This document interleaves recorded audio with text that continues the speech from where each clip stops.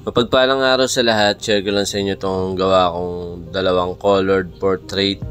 Dito sa pyesa na to, talagang nahirapan tayong gawin to kasi bukod sa maliit lang yung kailangan nating gawin dahil yung space na paglalagyan talagang maliit na. Hindi naman natin pwedeng lakihan pagka mga ganitong part na yung paglalagyan. Hindi natin pwedeng lakihan kasi iikot na yung pinakamukha nung portrait na gagawin natin. So kailangan kunin lang natin yung tamang size para doon sa paglalapatan nung design na gagawin natin. Kahit po medyo malaki tong design na to, kung sakali man malaki tas isa lang yung gagawin natin, kunin pa rin natin yung pinaka size na babagay o alam natin na hindi madideform yung muka nung gagawin natin. Doon po tayo magbase.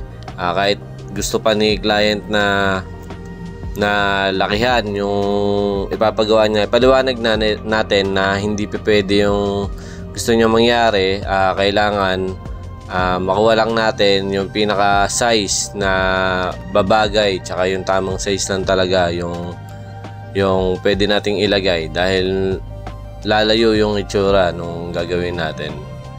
So dito gamit ko 15M1 pag gumagawa ako ng buhok. Gato po yung ginagawa ko, parang naglilinya, pero ang gamit ko po ay Magnum. So dito sa balat ni client medyo nahirapan din talaga tayo bukod sa pagkukulay kasi mabilis mamaga yung balat niya, tapos nagchi-chicken skin. So pagka ganun, mahirap talaga kulayan kasi parang tumatalbog na lang yung karayom. So kailangan natin pagpahingahin para mag-flat, para makita din natin kung pumasok ba yung mga kulay na hinagod natin kanina. Dito na ano ko na to, na shade ko na talaga lahat to, yung kabuuan ng mukha na to. So parang hindi siya pumapasok talaga. Hindi ko alam kung dahil sa maga o dahil hindi rin naman ganong kaputian si client. Pinaliwanag ko rin sa kanya. Tapos ang bilis talaga magpantal, mamaga nung balat niya, kaya nahirapan tayo. Ngayon inalalayan ko lang yung hagod ko para malaman natin kung pagpapahingahin natin kung pumasok yung mga kulay na hinagod natin kanina. Titignan natin kung pumasok. Ngayon kung medyo hilaw yung dating, medyo mapusya o maputla yung dating ng kulay, sinubukan uli nating haguran uli. Parang pinatungan ko yung mga kaninang ginawa ko na, pinatungan ko uli ng panibagong kulay.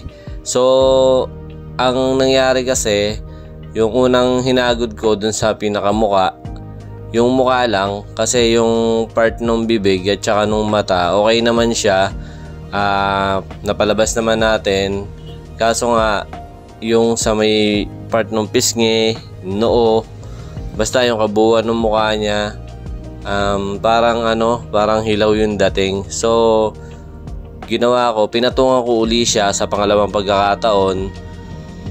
Kung maipapasok na natin kasi medyo nag-flat na yung balat niya, sinubukan uli nating patungan pero alalay lang kasi sugat na yun. Kumbaga may posibilidad na mapunit natin yung balat o mabutas natin yung balat kasi na siya siyempre namaga, masyadong na-stretch na yung balat niya, tapos may sugat na, tapos pupunas-punasan natin. Siyempre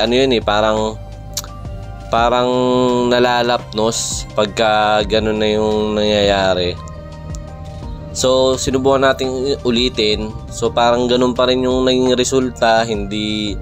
Parang hindi siya masyadong kumapit. Hindi ko alam kung kailangang ipagpahinga natin ng mahabang oras o kailangan dumating pa yung kinabukasan bago lumabas yung pinasok natin na tinta nung una.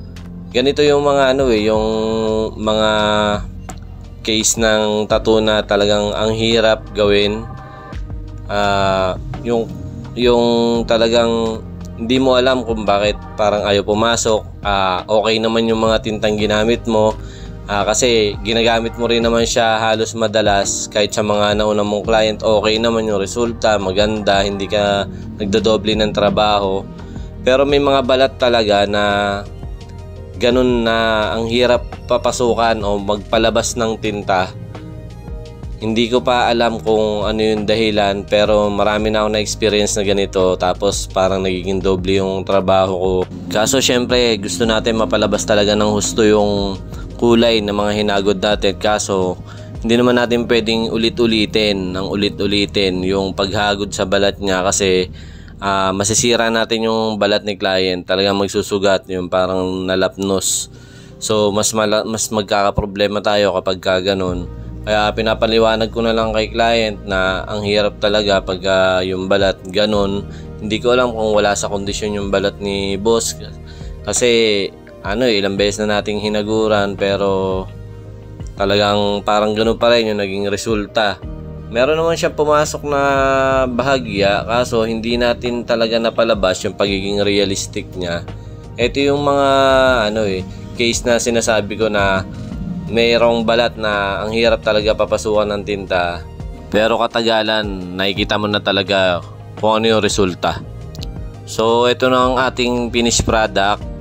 Masaya naman si client sa resulta nung gawa natin. Maraming salamat sa panonood. Sana may naibahagi ako sa inyong mixing kaalaman. Pa-subscribe po ng ating YouTube channel, Nancy Galarpe Tattoo ang name ng ating channel. Hanggang sa mga susunod na video tutorial, maraming salamat.